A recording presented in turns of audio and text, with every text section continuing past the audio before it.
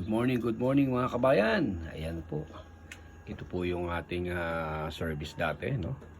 Ito po yung ating ginagamit nung tayo nagtatrabaho pa doon sa Manila, no? Nung tayo nasa CNN. Opo. Ayan po.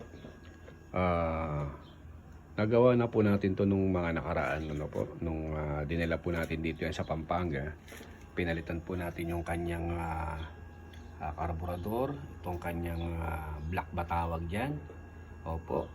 So, ang problema lang mga kabayan, naputol po itong kanyang cake.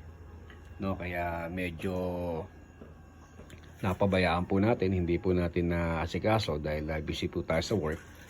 So, hanggang sa, ayan po, no,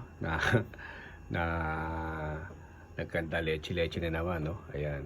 So dahil sa napakamahal na po ng gasolina ngayon, no?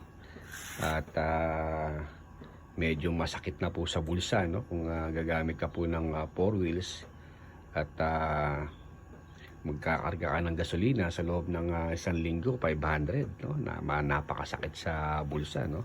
Although malapit lang po yung aming bahay dito sa ating pinagtatrabahuan, masakit pa rin po. Kaya po sabi ko, pagaganahin ko na lang po ulit to.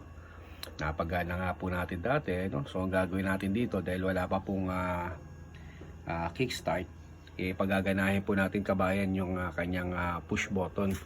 So nalagyan din po natin ng push button dati, ano? Nagawa natin to mga kabayan, na project na natin to, hindi lang po natin na document.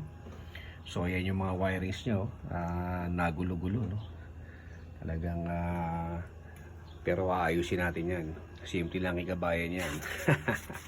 So ayan, no, shoutout naman dyan sa mga team Katagumpay, kay Motor Honda, kay paring Joe. Ayan, no, baka naman.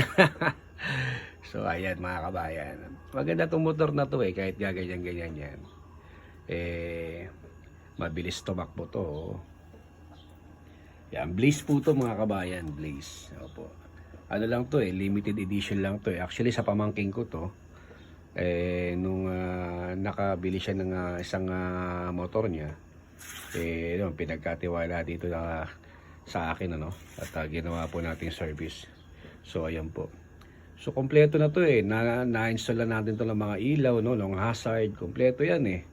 Ang problema lang talaga, hindi natin naasikaso dahil nga nung naputol yung kanyang kick, ayan, wala na, napabayaan na. Tapos may service naman tayong ginagamit sa araw-araw, kaya yun, hindi na nabigyan ng pansin. Pero ngayon dahil sa mahal ng gasolina mga kabayan, ayan na po, papajikin na po natin. So chinek po natin tong kanyang karburador, no? Bago pa naman, maayos pa naman, konting linis lang yan, no? Kinalawag na yung kanyang mga to kinalawang na. So madali lang yan, lilinisin lang yan.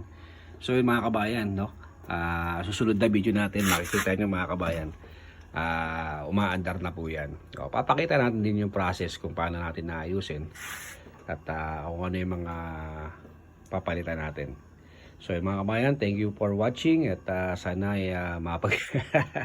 sana naman masilip tayo ni Team Katagumpay, no? Paring Jay, baka naman, no? Pag naayos to, kahit helmet lang, Boss Jay. So yun mga kabayan, thank you for watching. Ito po ang inyong Kabayan Art. Yan, laging nagsasabi, lagi tayo mag-iingat, and God bless us all.